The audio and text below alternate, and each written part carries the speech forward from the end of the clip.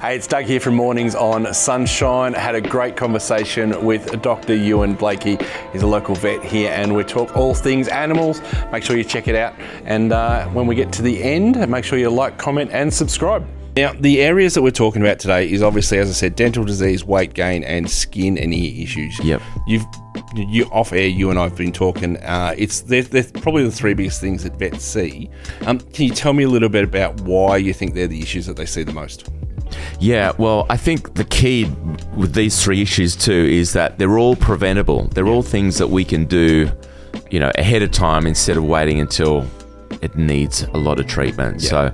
So that's the real big key. I think, it's common. They're common problems, and I don't know if you look at human diseases. A lot of those things are kind of similar. They're all preventable diseases, and they're lifestyle things. So what can we do on lifestyle-wise for our pets as well that's going to help us get ahead of the curve when it comes to managing their health? No, sounds good. Hey, let's kick it off with dental, all things dental and dental disease.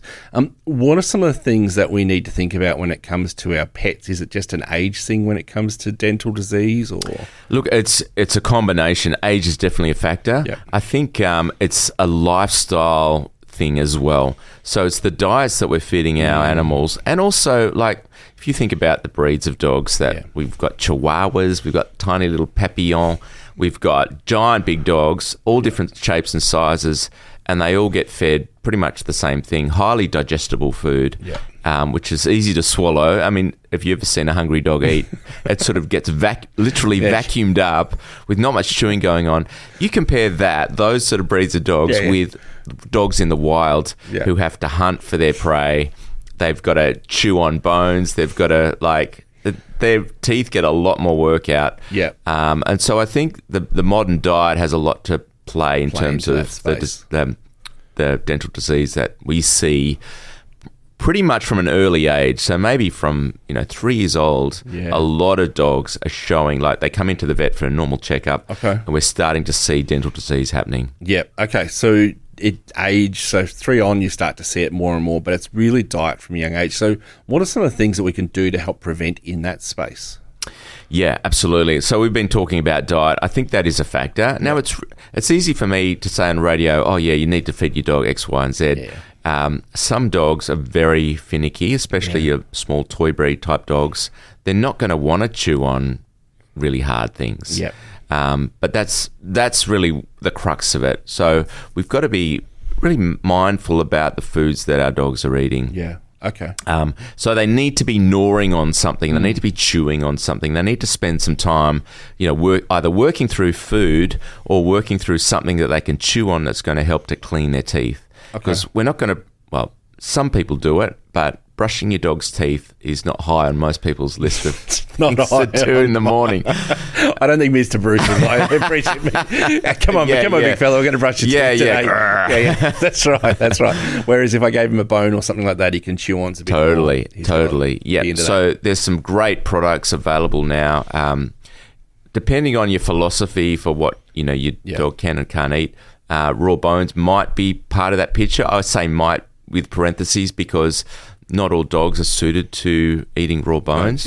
But gnawing on something that's they really want to dig into and go for it. Yeah, that's fantastic. Yep. My dogs have got a rope, big fat rope, and they have 2 of them, so they're fighting over it all the time. And that actually is playing a part in helping to clean their teeth. Okay. Yeah. Yep. That's a good way to think about it, is maybe those tugging games or those other games that we can do with their dogs that get them activating and working. Definitely. Cool. In this spot, let's talk about weight gain.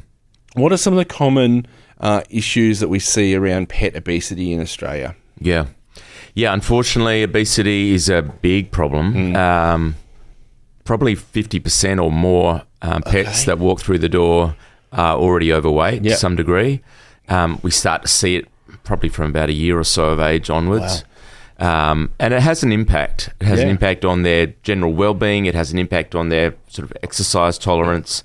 And the longer that you leave it, and the worse that, the more weight that they're gaining, the more impact it has on the rest of their vital organs.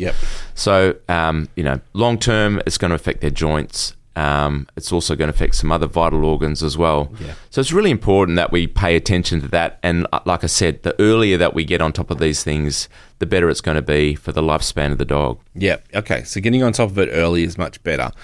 Is obesity like with us in humans? Is it over food, less exercise, or injury or other things that all compound into that? I mean, those things are factors. Yep. I think it's probably a little simplistic just to say, they just need to exercise more and eat less. Yep. That's not always the answer. Unfortunately, it would be great if just run more, And, I would love that was the case for me as well. Yes.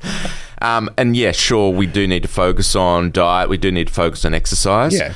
I think one of the key factors that we need to understand about modern lifestyles with our pets is that we sterilize them routinely. Okay. And that is important because we want population control. We don't want our dogs breeding unnecessarily. Yep. But when we do that, we're removing key hormones from the body, and that has an impact on their weight. So I see it pretty sort of almost like clockwork. We sterilize most dogs around 6 months of age, somewhere between 6 and 12 months, and from then on they will start to gain weight in certain places of their body that I call them love handles. So dogs start getting love handles around their hips. And it's a sign that there's fatty deposits happening because of the hormonal change that's happening in their bodies. So it doesn't affect all dogs, but it does affect a good proportion of them. That has an impact on how much they can be fed from then on. So we can't really just point the finger and say, well, your dog's greedy or it's not doing enough exercise. That plays a factor. So we need to be aware of that and maybe get a little bit ahead of the curve in terms of what are we feeding our dogs at a young age so that they don't start to gain excessive weight later on. Yep. Now, I've always worked on the principle with my dog, unlike me, that we just feed him once a day. We normally put one meal out a day for him, and that's kind of the food that he has for the day. Occasionally, he might get some scraps off the plate or, a bit of cheese or something like that if we're playing games with him. Is that like a principle when it comes to animals that we just give them one allocation of food a day or maybe it's spread out across a day? How do we do that, from a weight perspective for our pets? Look, I don't think, whether you feed your dog once a day or twice a day or 3 times a day, it's fine to feed them once a day. I don't think that they're going to necessarily, if you're being scientific about it and you divide that once a day portion into 2 lots, then that won't make any difference. I don't believe. I know there are, in humans, a lot of people don't like to eat until in the afternoon, and they think that has an impact on their weight. Maybe that's the case. What can be a problem when we feed our dogs multiple times a day is that they get a little bit more because you're feeding them twice. So each time you feed them, you're just heaping up the cup a little bit more. So they end up getting more food than you'd feed them if you're feeding them once a day. So that might be a factor. But in terms of whether you choose to feed them twice a day, once a day, it's not going to be a massive game changer. So every dog's going to be different. Just consult your vet and work out what's going to work best for your pet. Yeah, I think what's most important is if your dog is sterilised, for example, there are great veterinary diets available designed specifically for dogs that are sterilised. Probably have slightly fewer calories, and I think that's a great sort of choice to make. If someone's listening, what's your final thought when it comes to dental, teeth, weight gain, whatever? Yeah, I think the final thought is all of these things are preventable. Early, head it off early if you can.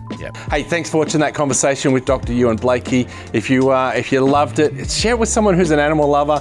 Tell them what you got out of it, and make sure you like, comment, subscribe, do all those good things, and we'll catch you in the next video. You're with Doug. This is Mornings, and you're on Sunshine.